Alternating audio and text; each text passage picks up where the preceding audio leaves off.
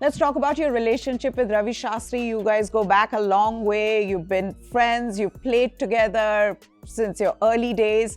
But that relationship that was built in the 7 years between you, Ravi, Virat, some of the other core members of that team management.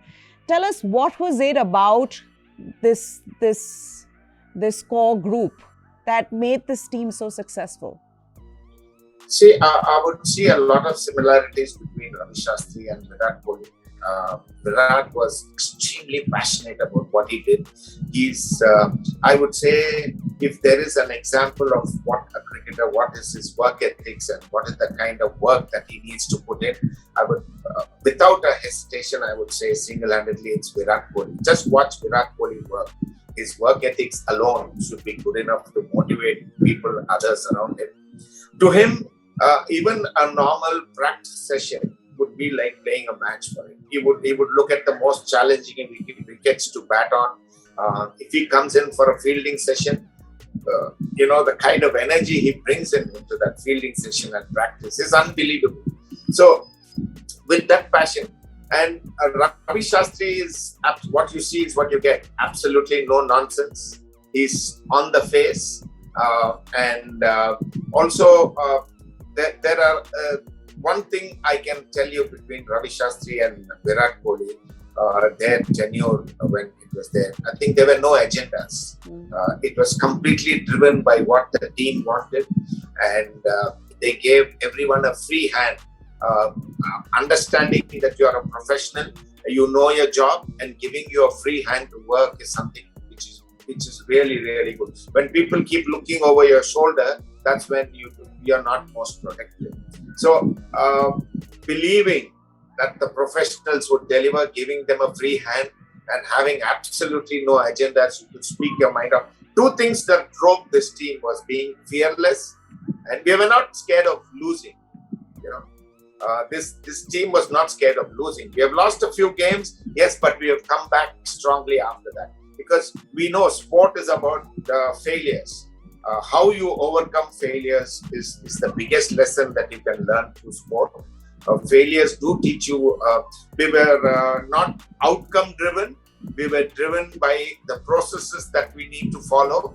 And that's why I feel that this team was extremely successful. I remember one of the things that Ravi had said after India's famous win in Australia, that it's not about what you achieve, but what you overcome. And I think that has stayed with, and he said that, I think, to the team as well, which has stayed true really for this team, because, from the 36 all out to then winning in Gabba, that shows the kind of belief that this team had, and of course instilled by captain himself.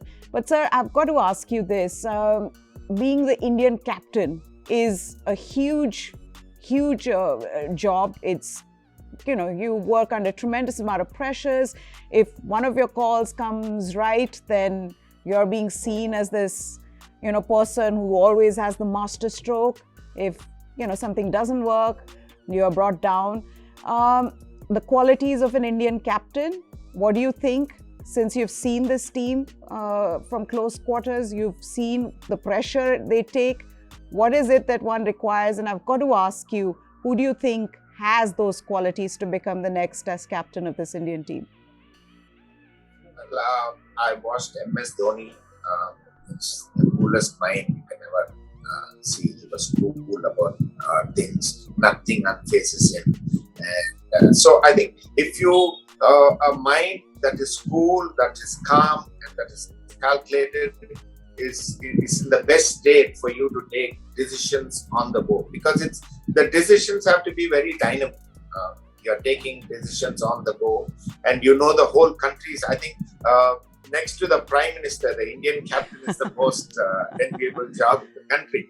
So I think somebody who can take the pressure, if you look at Virat Kohli, totally contrasting characters, but then each one has got his own way of bringing something to the table. Virat is on the face. Once he enters the field, he's at the opposition. He wants, at any cost, he wants to win. So that is something the energy he brought onto the field is totally, absolutely different, and that's what he was willing to lead by example. Uh, take the bull by its horn. That's what the captain should do, leading from the front, and Virat was that. And if you look at Rohit Sharma has got a different methodology to his captaincy, but he is also equally successful. I think it all depends on what each player is made of. They are made differently, like any other character. They are made differently. But again, what is it that they bring to the table? That's extremely important for an Indian captain who is unfazed in the midst of all your problems, and then looking at it rationally as to what can be done for this team to get better. I think for the future, yes, now Rohit Sharma is there. Rohit Sharma is a very, very astute captain. He's proved it, but wherever he's captain, that he's got the best out of the players. And I think that since Virat has given up the captaincy, Rohit is, with his experience, I feel should be one of the best captains. Just the last question, sir, before I let you go. How disappointed and how were you surprised with Virat's decision? Because it did come as a shock to a lot of people. How disappointed were you? Because, I mean, even I heard Ravi speak about this in one of the interviews where he said Virat Kohli could have been the captain of the team for at least 2 to 3 more years. And, to be in this position now where India is looking for a test captain when Virat has done such a good job. What are your thoughts on that? I was personally very, very surprised that Virat had given up captaincy because every time we had dialogues, he was so passionate about leading the country. He wanted India to be a dominating force in the world. And I thought he had set a wonderful, wonderful foundation.